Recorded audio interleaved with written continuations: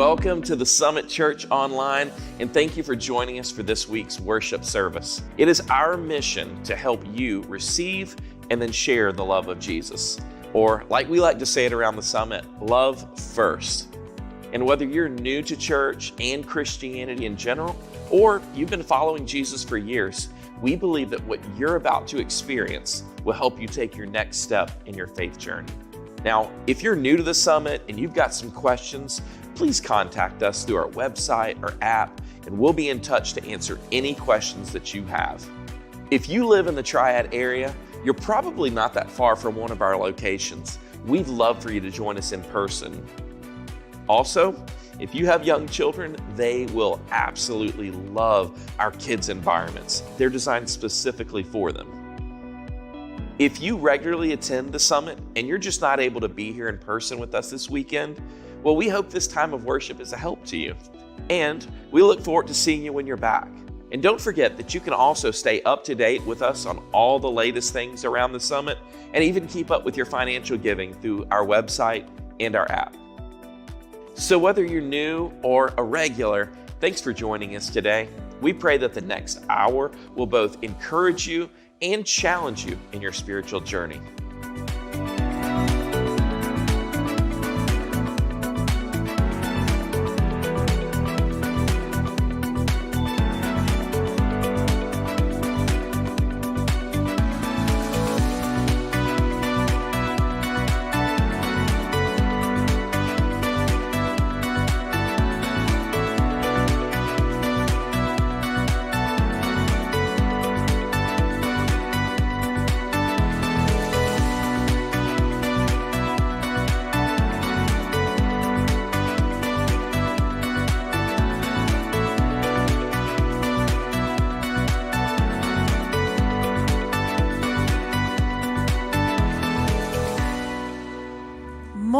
Summit. Morning. This is good. All right. We've all had our caffeine. This is good. I'm happy to see your faces if you're joining us here in the auditorium, and we welcome you for all of you who are watching online. We are in week 3, and it's called Hey Jesus, and we're asking all kinds of questions. So today we're asking another serious question, but I thought just for fun, we should ask the Magic 8-Ball questions, right? Because the Magic 8-Ball is like the thing. So hey, did anybody see the Tar Heels basketball game yesterday? I know, right? So they did such a great job. And so we're going to ask the 8-Ball, will they win the ACC tournament? And the answer is, if Jonathan prays really hard. I didn't know that the Magic 8-Ball knew Jonathan, but apparently it does. Okay, the next one is, are we all going to get a nap on this Sunday? And the answer is, not likely.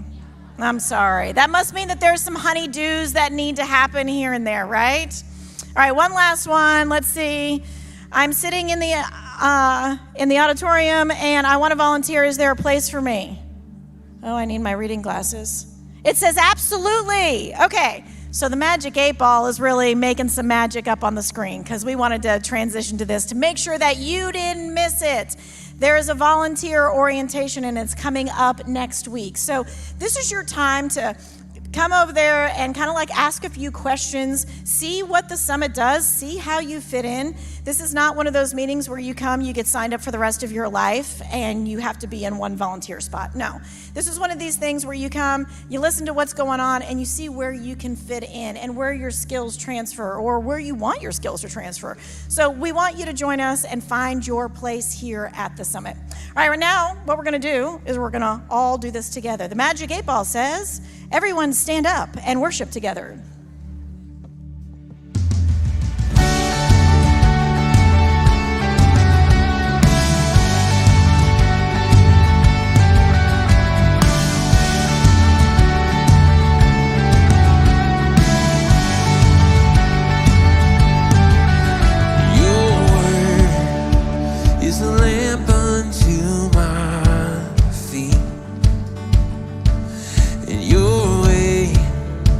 Is the only way for me.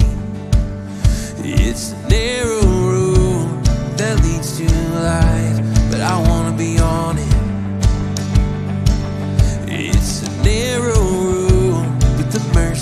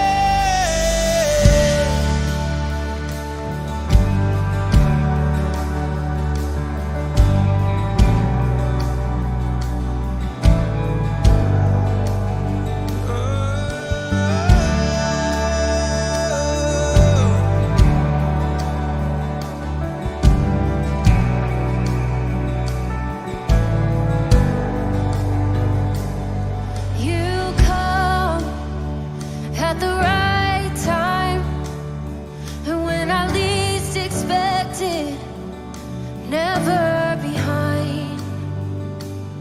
So why would I be surprised when you deliver every time? On mountain tops, you stay the same. In valleys low, you never change.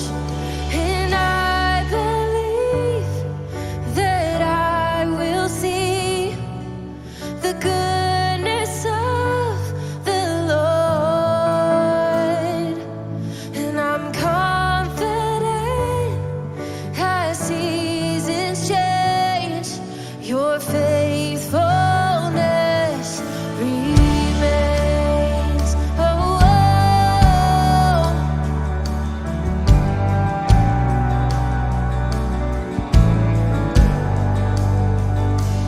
and you go before me to prepare a place. You make a way, and it's more than I could imagine, more than I can fathom or comprehend. On mountain tops, you stay the same. In valleys low, you never change. I will sing, and I believe that I will see the goodness of the Lord. And I'm confident as seasons change, your faithfulness remains. Oh, your faithfulness remains.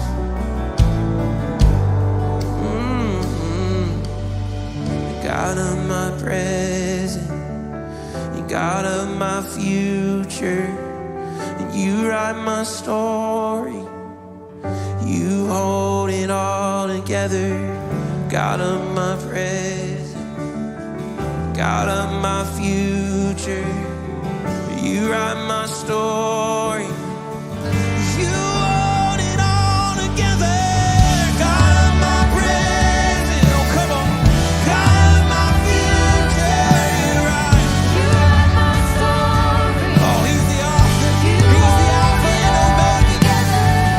God of my present, yeah. God of my future, you write my story. You hold it all together. And I believe that I will see the goodness of the Lord. I know where my confidence comes from. Confident as seasons change, your faithfulness remains. And I believe that I will see the goodness of the Lord.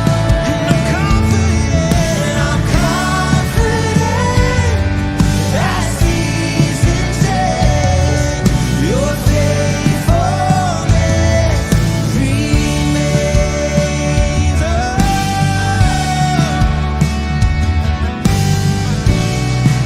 And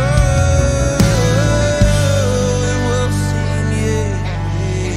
God of my present, God of my future, you write my story. You hold it all together. God of my present, God of my future, you write my story. You hold it all together.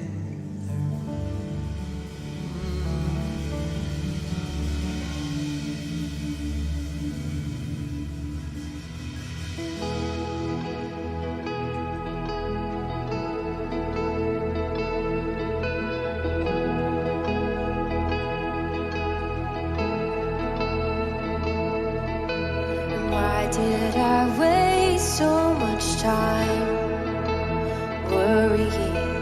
You've had a plan all along. I'm listening. You made a way out of deserts and rivers just yesterday. So today, if I hear you speak, I don't need an explanation. If you tell me move, I don't need the destination. If what's promised I never see, I'm still walking with you. You're still walking with me. Yeah.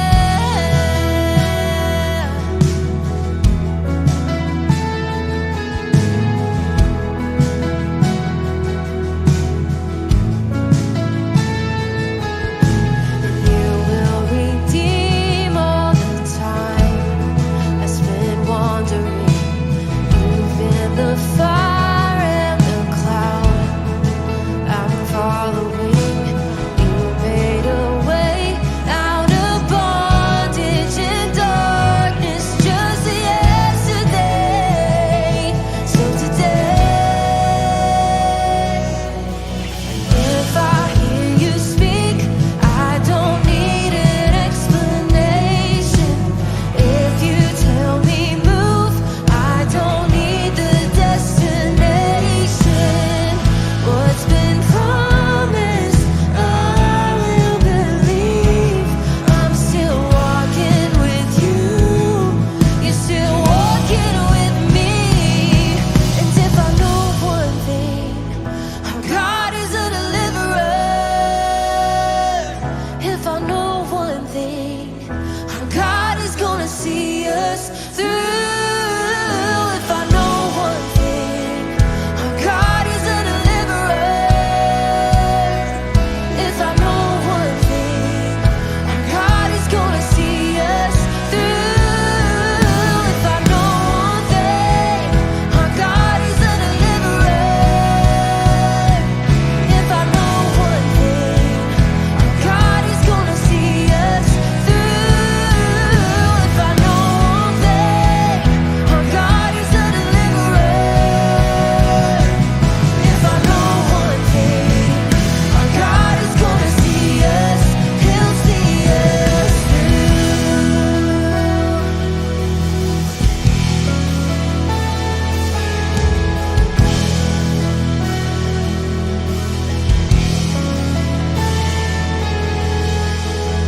Never alone in the battle. He'll see us through. And never alone in the desert. He'll see us through. And never alone in the fire. He'll see us through. He'll see us through. He'll see us through. And never alone in the water. He'll see us through. And never alone in the pressure. He'll see us through. And never alone in addiction.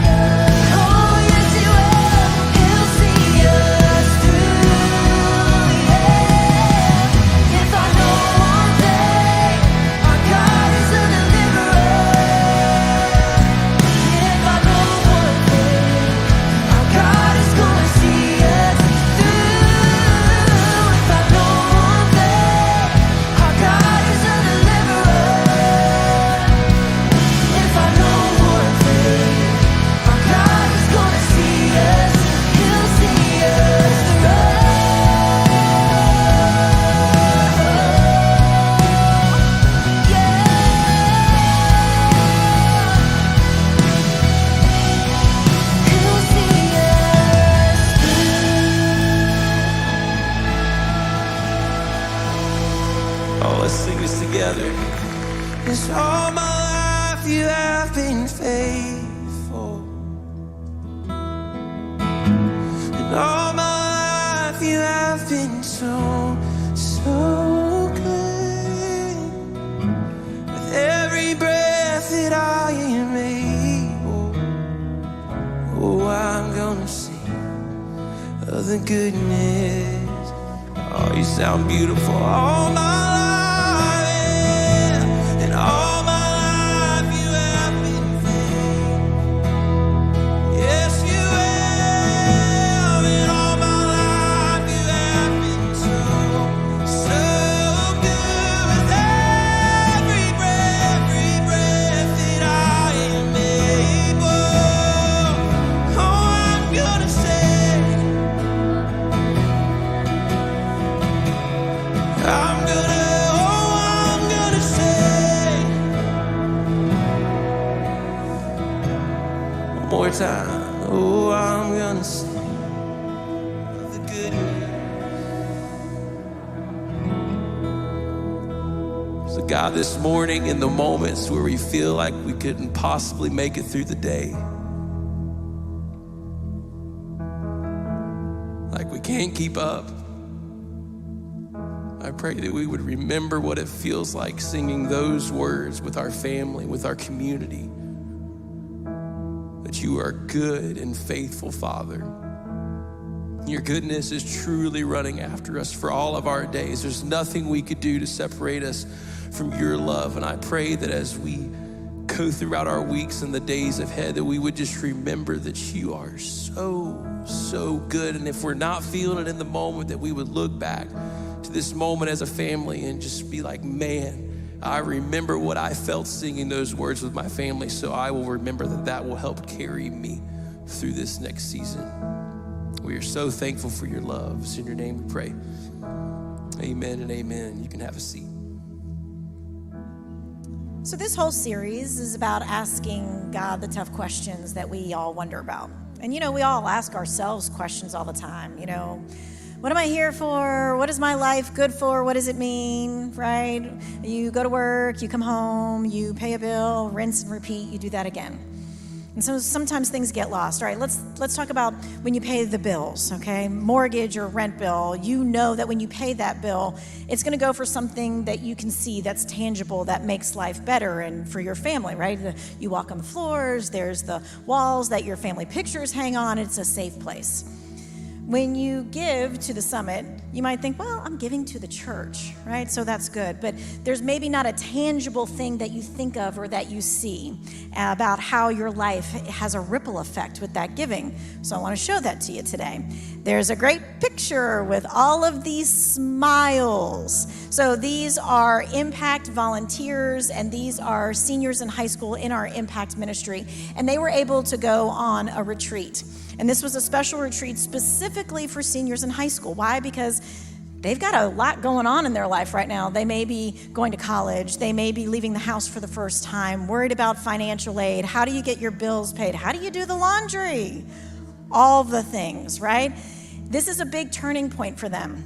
So this specific time with these leaders and these high school students were so that they could have the real conversations of, okay, you're not going to have these boundaries anymore. So how do you have God in your life? What does that look like? What does that sound like coming out of your mouth? What does that mean for the choices that you make and the freedoms that you're going to have and the words that you're going to say to other people and how you're going to interact with other people? What does God look like in your adult life? Because you get to choose. And so those conversations, those words, those feelings, the seeds that were planted in their head, that's going to have ripple effects, eternal ripple effects. So those students are going to go out and they're going to make other friends and they're going to have relationships with other people. And so because you gave and you were able to set them up for that time of retreat, they got to soak all that in. And then when they make eternal ripple effects, you're part of that because you allowed that to happen. And so often we think of like the students going out and having that ripple effect of life, but it's not just the students. I want to read you a little bit of what one of the volunteers, one of the adult volunteers who gave up time at work and resources and stuff to go to this retreat with these seniors. The volunteer wrote, When you give something away or you serve someone, it seems like you're going to be at a loss because you're the one giving. But the kingdom of heaven is totally upside down.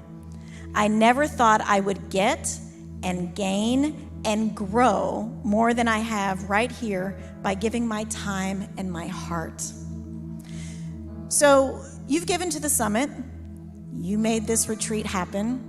You are part of the ripple effect of the students' life, and for these volunteers who are now going to then pour into another group of kids and other adults that they do life with. So thank you for giving, and thank you if you're volunteering. And I gotta tell you, if you're not giving right now or you're not volunteering, we invite you. Come and have that ripple effect right here at the summit. I want you to settle in.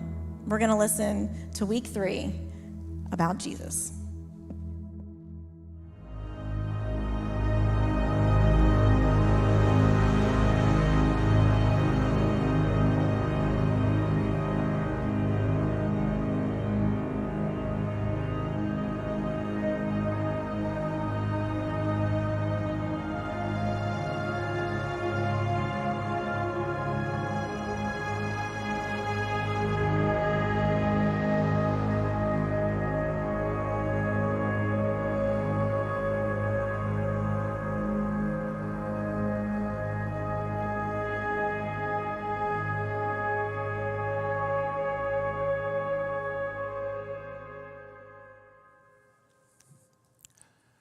So, hey, Jesus, how is my life going to turn out? How's it going to play out? How's this going to go? It's really a question about what's going to happen next. And as human beings, we're infatuated with that. As human beings, we want to know. That's why we created the Magic 8-Ball. To kind of help us out a little bit, right?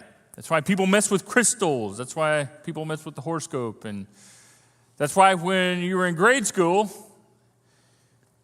in study hall, you would get a piece of paper, and you would make one of these things, right? Like one of these things. Well, they go out with me, and then you spell their name, right? Like, oh, yes, right? Here's the funny thing.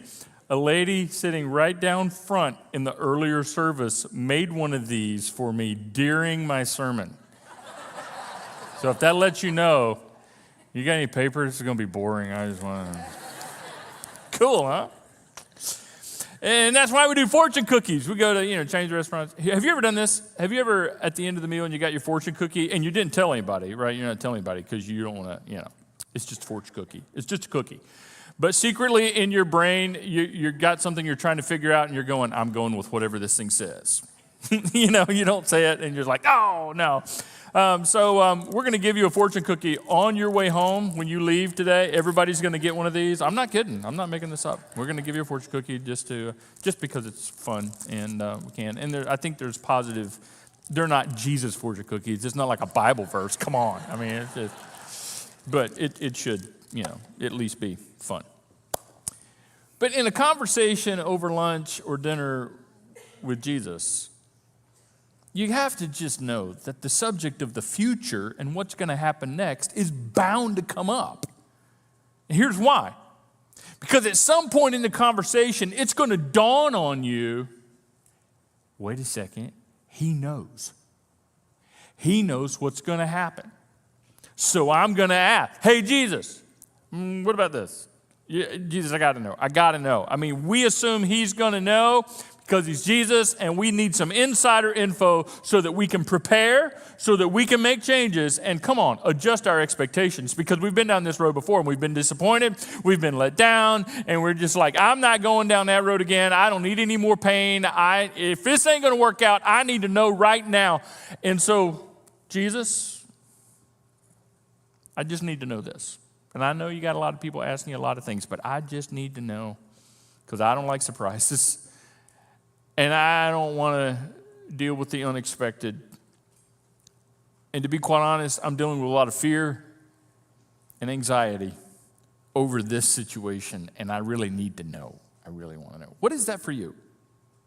Sometimes I think it's a lot of things that we would like to know. I mean, gosh, if you're offering up answers for stuff we don't know, I got a list, right? And I can make it up on the fly. But there may be one thing that nags at you, or a recurring thing over and over again. I'm going to put some stuff up on the screen. Here's a list. You may find yourself somewhere on this list. You may have something totally different that I didn't even think about, but this will kind of help us get going. Maybe you're thinking, Jesus, will I ever find love? Will I ever fall in love? Will I ever find love again, right? Will I ever get married? Do I know them, right? Have I already met them? How's this going to go? I would really love to know. Are we going to have a baby? That would be great to know. And maybe you're pregnant, you're expecting, and you're dealing with the normal anxiety that comes with that. And you're thinking, Jesus, I just need to know, is my baby going to be healthy? It's just you're consumed by that. It's very normal, natural. How about my job, Jesus? Am I going to find a job? Am I going to get a job? Am I going to get laid off? Am I going to lose my job? I need to know. Jesus, I have two opportunities here. Do I take this job or do I take this job? Am I going to get a raise in my job? Will I ever be able to retire from my job? Yeah. Hey, Jesus, what about my kids? I need to know about my kids. Are they going to be okay? Right, man, I'm not worried about this kid, but this one? Yeah, you know it. I think it'll be okay. Jesus, are they going to turn around? Because they're heading in a really dangerous direction in life. And they're kind of self-destructing. And they're not listening, and they won't let me help. Are they going to turn around? Somebody even asked the question, boy, this is just... Jesus, am I going to outlive my children? Or are my children going to outlive me? Will I see my grandkids? Will I get to know them and hold them? It's heavy stuff, isn't it? Jesus, am I ever going to feel better? Is this, am I ever going to get healed? And how long is this going to happen? Jesus, how long is this going to go on in my life? This situation at home, this situation at work, this situation with my health, how long? How long am I going to deal with this problem? And is it ever going to get any easier? Is this ever going to get easier? Can I expect? Help me. Jesus, listen, I just need to know how to adjust my expectations, right? So if it's not going to get any easier, just tell me, right? I just need to know, when am I going to die? I got to prepare. And how am I going to die? Jesus, what about them? What about them? Are they good for me? Or do I need to avoid them? Are they going to hurt me down the road? Because I've been hurt before and I don't want to be hurt again. If you could just give me a heads up. Basically, am I going to be okay? Or some form of that, you have your own questions we want to know. Unfortunately, I can't tell you the answer to those questions because I don't know.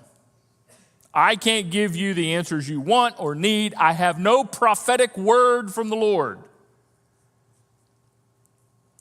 Beware and cautious of anyone who comes to your life and says they do.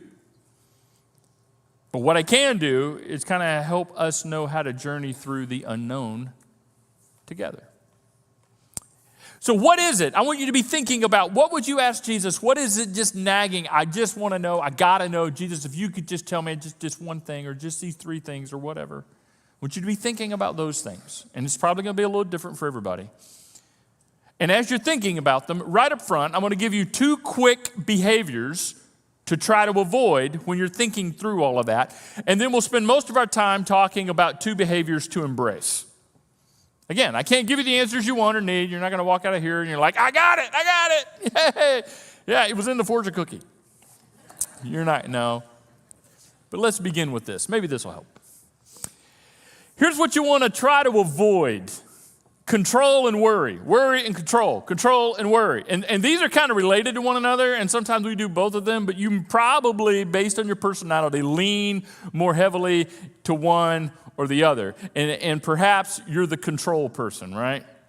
And you don't know what's going to happen. You don't know when it's going to happen. You don't know how it's going to happen. So you're just going to take matters into your own hands and call it responsibility. It's control. It's control.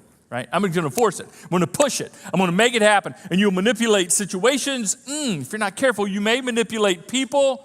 And it's really hard to see in the mirror. It's really hard to know you struggle with control when you struggle with control because we have our own ways of just kind of, just glossing over it. And it's just, I'm just taking responsibility. I'm just taking initiative. I'm just being a driver and go and oh, okay, great. It's control. Be careful there. Be careful. There's help.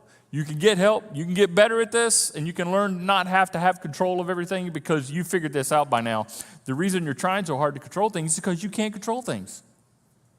It drives you nuts, doesn't it? So try to avoid that with whatever it is you wish you could ask Jesus, and Jesus give you, here's everything you need to know, and so I'm just going to take matters into my own hands. You make a mess of things. It makes things worse. You can hurt yourself, you can hurt people, and it just complicates things. But then there's worry. Others of you are on the other side of the spectrum. You're like worry. I'm past control. I'm just eaten up with worry. What if this? What if this? What if that happens? What if not? And what if they? And what if this? And what if I? And what if when? And what if? And what if? And you what if yourself to death, all the scenarios, you play them out over and over and over again until you are paralyzed with fear and anxiety. Yeah, I'm not telling you that you're a horrible person. I'm telling you you're human. And you just need to be aware if you find yourself, and it's hard to see in the mirror when you're struggling with control, and it's hard to see in the mirror, even though you worry too much, it's hard to admit these things about ourselves. But understanding these are unhealthy distractions. Worry is an unhealthy distraction from reality because it hasn't happened yet, and it may never happen. And isn't it true that most of the things we worry about don't really happen, especially not to the degree that we worry about them? But both of these are pointless, really. Because you can't control things. You can't control things, you can't control situations, you can't really control people. And worrying changes nothing. So that's why with whatever it is you're trying to figure out, whatever scenario that you're trying to get your mind around and say, I just need to know so that I know what to expect, so I know where this is going, so I can adjust my expectations, so I can make changes along the way, so I don't be hurt again, so I'm not disappointed, so I'm not let down. All of the reasons that make a whole lot of sense you want to know, and you wish Jesus would just tell you, that God would give you a sign or drop some big hint or, I don't know. Avoid these and instead embrace. There's a better way. We'll spend the rest of our time unpacking it. Embrace this. Begin by living intentionally with whatever it is you don't know what you want to know about. Whatever it is, live intentionally. Decide to live with purpose, with intentionality, in that situation. I don't know what's going to happen. Okay, but you can live intentionally. Just because you don't know what's going to happen doesn't mean you're helpless. Doesn't mean you can't do anything. I don't know what's going to happen with my job. I don't know where my business is going. I don't know if this is going to be a good deal or a bad deal, if I need to go into business with them or I don't, or if I need to buy or sell or buy. I don't know, and I don't know if I need to bring them into my life or just kind of put some boundaries and distance there. I don't know if I should see this doctor and go with this treatment, or if it's going to be better to go this doctor and this treatment. I don't know. Well, here's what you can do. You can live with intentionality, and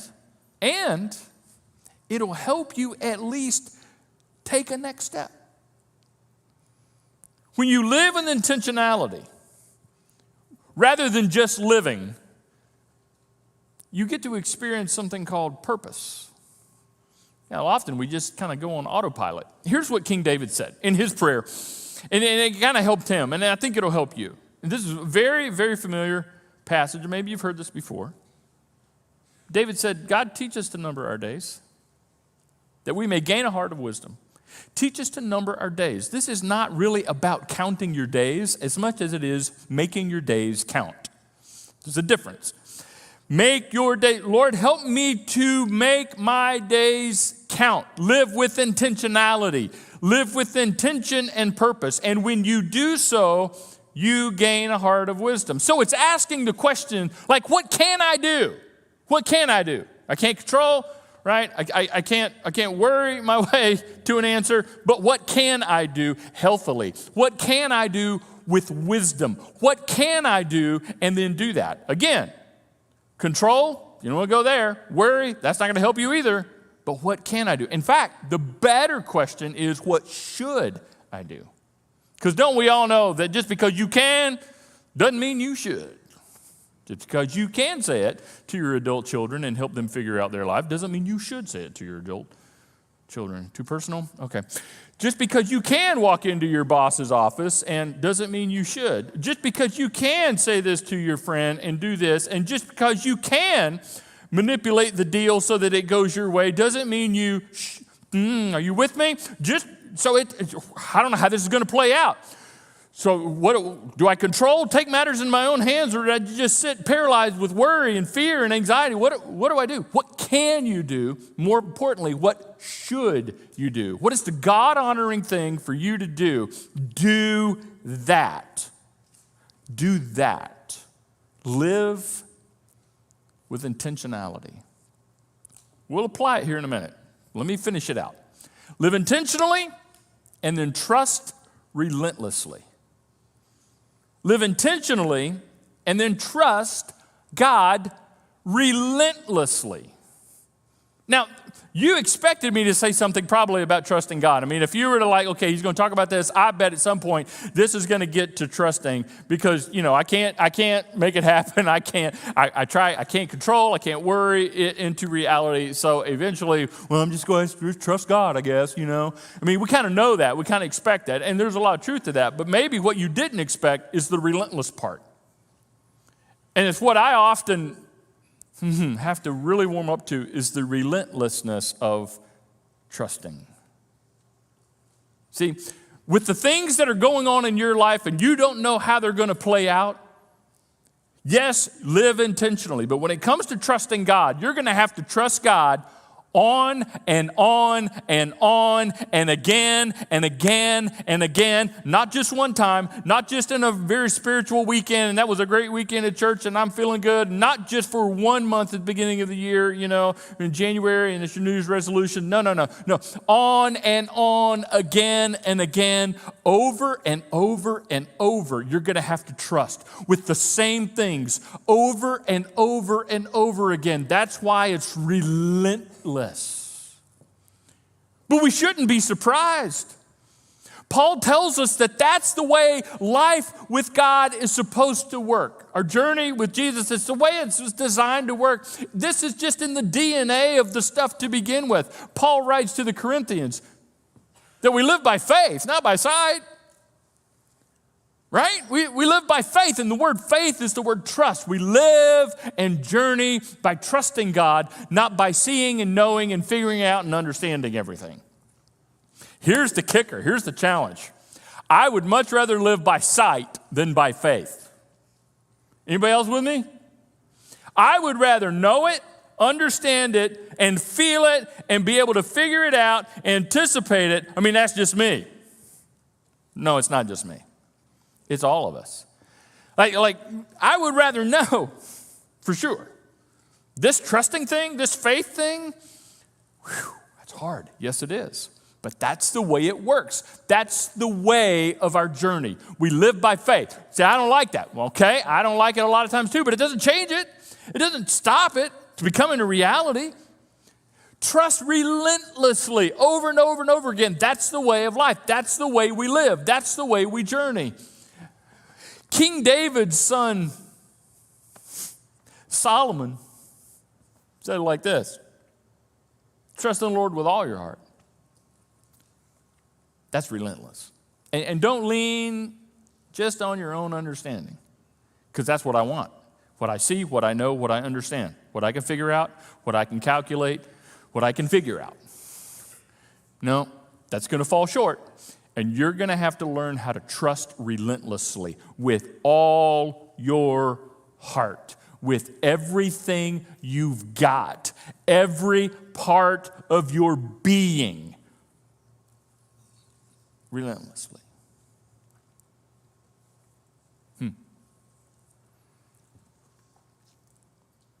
Thinking? Let's go back. Thinking about this? Where are you? What is it that you really wish Jesus would just tell you?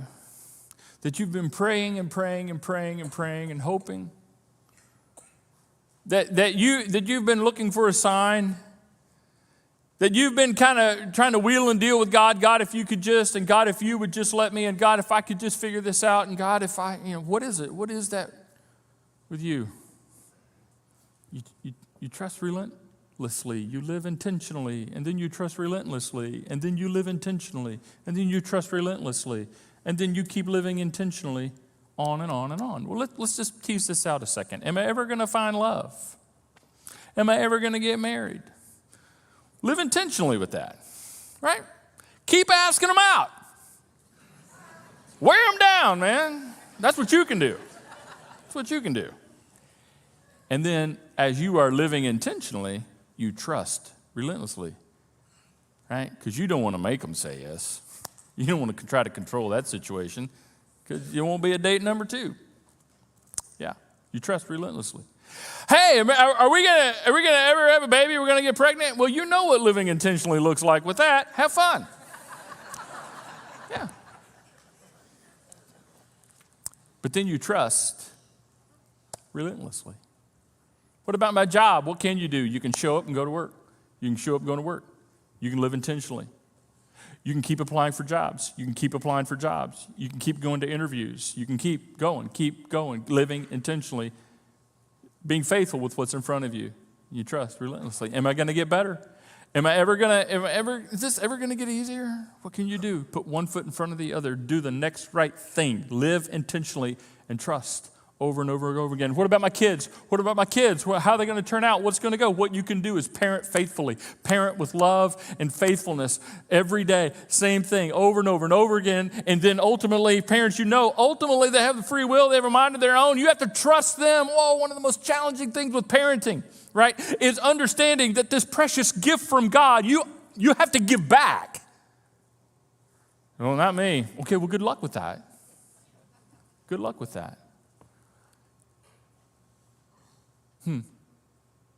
What about this person in your life? What do you do with them? Because it's a difficult person, difficult relationship, difficult scenario. I don't know what to do. I don't know what to do with them. They're so unreasonable, and this is so iffy, and I've been hurt before, and I don't know how to avoid being hurt again. And what about them? What can you do? You can live intentionally. And here's what living intentionally with them looks like. You're going to be surprised. Love first. You love them first. You love them first. The first thing you do is love them. What's the second thing? Love them first. What's the third thing? See love first. Yeah. And then ultimately, you have to trust the results to the hand of the Lord. Whew, that's hard, isn't it? That's why it's relentless. I mean, what else you going to do? What else you going to do? Control your way to the outcome you want? Good luck with that. What else you going to do? Worry it into reality? Has that helped? No. So you live intentionally and trust relentlessly. But see, that's just the thing, right? That's just the thing that makes this so difficult, because you hear me say that, and in your mind you may agree with this, but there's a question deep inside of your gut in places you don't want to talk about at parties, kind of thing. And the question may sound a little bit like, but is God trustworthy? Because I've been disappointed before. And I've been hurt before. And I've been let down before. Is God trustworthy? Can I trust God with this situation? That's why I want to know. I just want to know. I just wish He would tell me. Because I don't want to put myself out there again, right? I'm so excited. I'm tired of hurting. I'm tired of this round robin. I'm tired of the reality. Is God trustworthy? And maybe you have a hard time with this relentless trust thing, because every time you've put your trust, not every time, but maybe a lot of times, and maybe you get dramatic and think it's every time, you put your trust in one of God's kids. They've let you down. And you're like, well, God, if you do me the way they did me. Yeah. Because what we want is a guarantee, isn't it? We want a promise. See, a lot of times people think that when they trust God, it guarantees the outcome that they want. That's what we say without saying it when we're like, hey man, just trust God with it. And then we may go on and say, it's going to be all right. Just trust God with it. Just trust God with it. Just trust God with it. And you walk away going, you're right. I should trust God with it. And then I'm going to get what I want. But what happens when you don't get what you want? And you've been trusting relentlessly. Let me answer the question for you. Is God trustworthy? Yes. Completely. Through and through. In ways that our human brains cannot fully comprehend and understand. God is completely trustworthy, but that does not mean that bad things won't still happen to you. Even though you are living intentionally and trusting relentlessly. See our talk together last week. Go back to last week's sermon. Bad things happening to good people. Doesn't mean bad things are not going to happen, and it doesn't mean you won't be disappointed. Let me take this a step further. And I want to be careful of what I'm getting ready to say next, that I say it as clearly as I humanly possibly can, because I don't want you to misunderstand. And if you try to soundbite me on this, you're going to miss something, okay? So listen carefully. What I'm getting ready to tell you now is a hard truth. It is something that requires a mature response. And I think we're ready for it.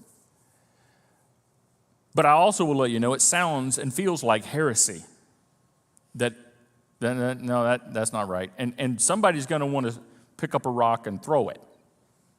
So hold your stoning rocks and let me ease you into it. Let me give you the first part of this. God never fails. You know this part. You probably don't have any problem with this part. God never fails. In more ways than we can possibly imagine, God never fails. Got that? We clear? But he will let you down. God never fails, but he will let you down. You will eventually experience disappointment and let down in regards to God. Now, he never fails. Let me be clear. God does no wrong. And in the end, we will see it so crystal clearly that he has done all things well. But until then, I don't care what your favorite worship song says. I don't care what your neighbor says. I don't care what that book you were reading says. According to how Jesus taught us, go back to what we talked about last week. According to what the scriptures teach us, we're going to experience a disappointment and a letdown, even in regards to God.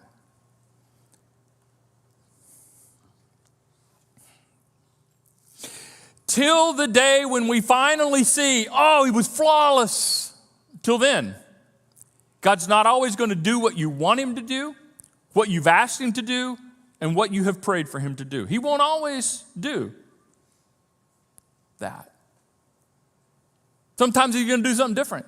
Maybe something better, but it may be something that feels worse. He might be protecting you from something that you don't know. He might be preparing you for something that you don't know.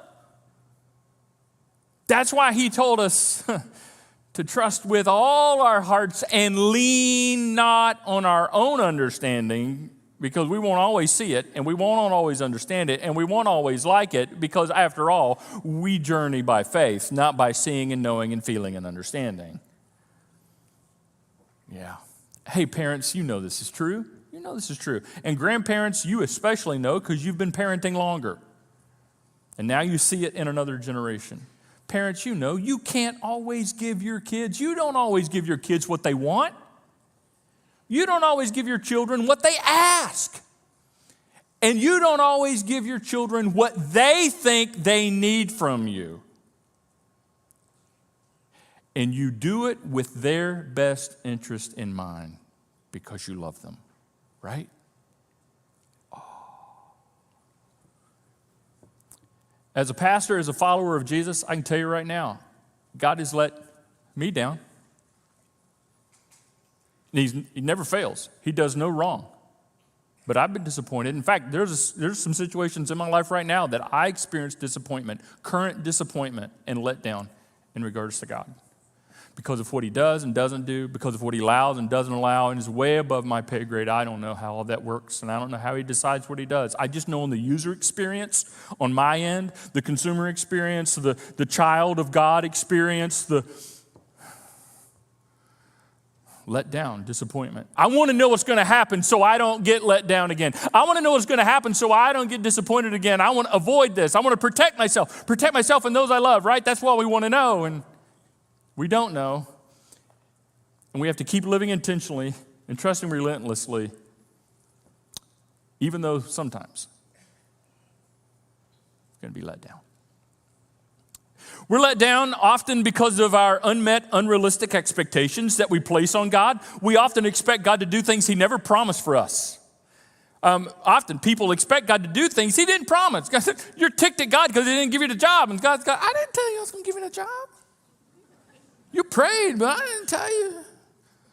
I mean, I know you thought you saw my face in your bowl of cornflakes, but you're the cornflake. I didn't say anything. I mean, come on, man. We get mad at God for not fulfilling promises that he never really made to us to begin with.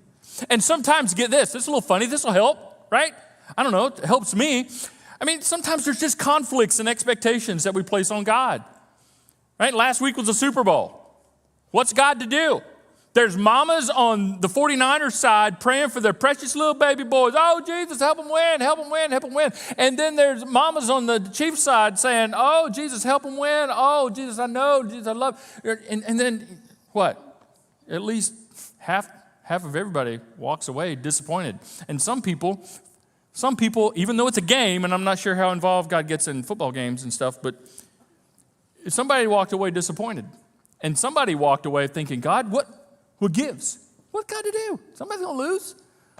Think of the bride that has this beautiful, perfect weekend wedding planned on this just sprawling acreage on this farm under the big oak tree, and she's praying for perfect weather, and she's emailed the pastor and said, Pastor, I need you to pray that we're going to have great weather and everything, never mind the fact that the farmer who owns that property in the middle of a drought in the heat of summer is desperately praying for God to send rain.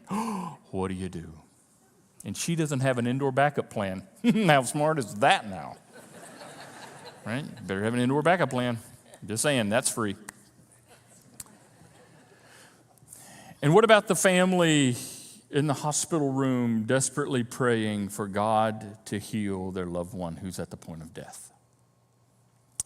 And in a hospital room across the country, there's another family praying for God to give their precious loved one a new heart so they can live.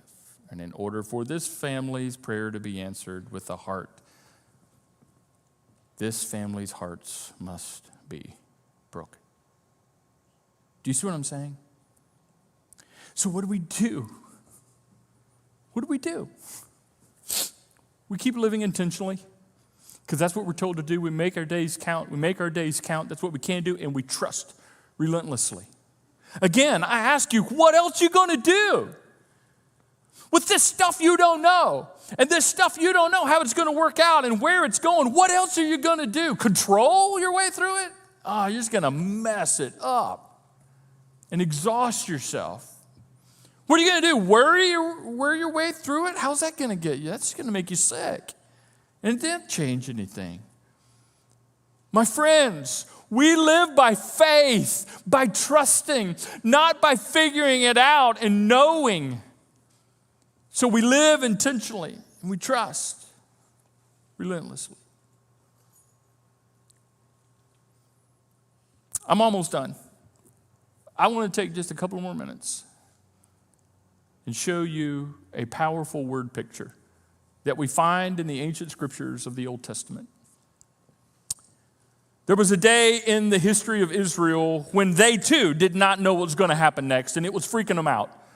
And they were on the verge of reality of being conquered and taken over into exile by Babylon, and they didn't know what that was going to be like and how long and what's going to happen back at home, and they're leaving everything. And Oh, it's just so unsettling. And God wanted to send them a message through the prophet Jeremiah.